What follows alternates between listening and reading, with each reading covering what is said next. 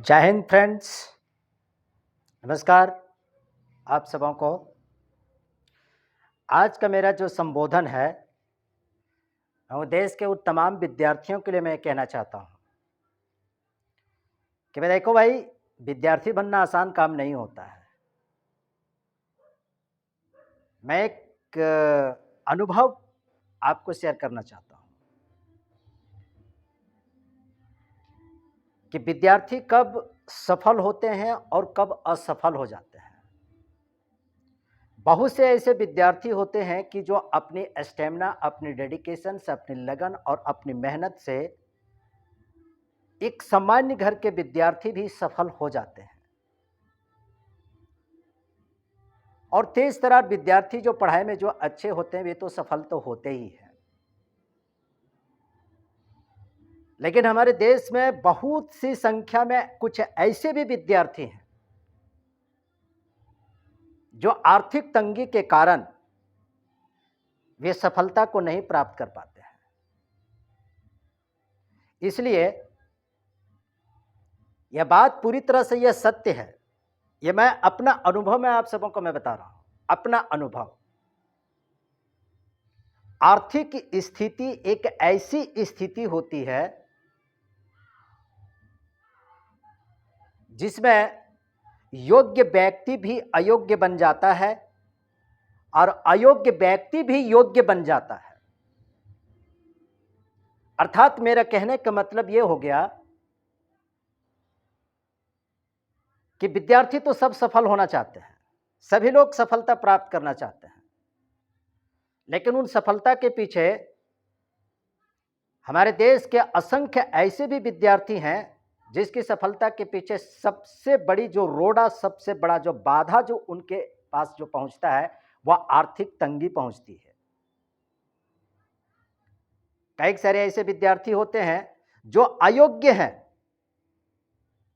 लेकिन आर्थिक स्थिति मजबूत होने के कारण वे योग्य बन जाते हैं। और कई सारे ऐसे विद्यार्थी हैं जो योग्य है, हो सकता है कि किसी विभाग में किसी में भर्ती होने के लिए वो 4 अंक से 5 अंक से 10 अंकों से पिछड़ रहा हो, और किसी विभाग में कुछ डिमांड अगर कर दिया हो तो फिर उस डिमांड को पूरा नहीं कर पाता है उसके गार्जियन, जबकि वह विद्यार्थी बिल्कुल योग्य है, लेकिन आर्थिक तंगी के कारण, आर्थिक परिस्थिति के कारण वह योग्य विद्यार्थी अयोग्य बन जाता है, अयोग्य हो जाता है।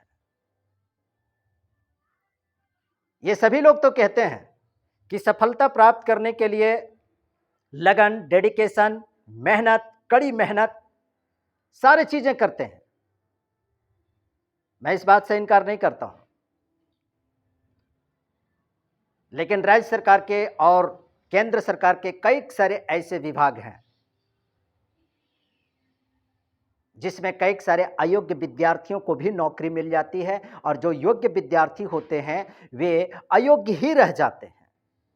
इसके पीछे एकमात्र वजह है, वह भ्रष्टाचार है, पैसे की लेन देन है। अगर कोई विद्यार्थी अयोग्य है लेकिन पैसे खर्च करने के अगर उनके अंदर अगर क्षमता है तो उस विभाग के लिए योग्य व्यक्ति बन जाता है, योग्य वर्कर बन जाता है। लेकिन बहुत सारे ऐसे भी विद्यार्थी हैं जो योग्य है, लेकिन किसी विभाग ने उसको इसलिए अयोग्य सिद्ध कर दिया, इसलिए वह परीक्षा को पास नहीं कर पाया क्योंकि उसकी आर्थिक स्थिति ठीक नहीं थी, वह रिश्वत नहीं दे सकता था। इसलिए सिर्फ अच्छे विद्यार्थी बन जाने से ही आपको सफलता नहीं मिलेगी। आज के डेट में, आज के डेट में आपको अगर सरकारी नौकरी किसी भी विभाग में आपको अगर सफलता अर्जित करनी है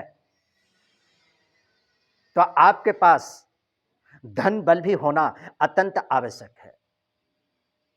कई लोग हमारी इस बात का लोग विरोध भी करेंगे, लेकिन यह कड़वी सच्चाई है।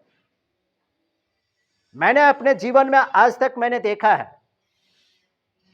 कई सारे ऐसे विद्यार्थी हुए हैं, कई सारे ऐसे डिग्रीधारी हुए हैं जिनके अंदर कोई भी योग्यता नहीं थी, सिर्फ उनके पास सिर्फ डिग्री, एक सामान्य सी कॉलेज और यूनिवर्सिटी की डिग्री, लेकिन किसी विभाग में भर्ती होने की उसके अंदर कोई योग्यता नहीं थी, लेकिन उसके बावजूद भी किसी न किसी विभाग में वह भर्ती हो गया।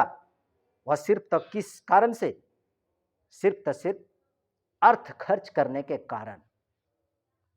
इसलिए मैं उन तमाम विद्यार्थियों को कहना चाहता हूं कि आप सभी मेहनत कर रहे हैं, डेडिकेशन के साथ, लगन के साथ, यह आपकी अपनी पूंजी है, लेकिन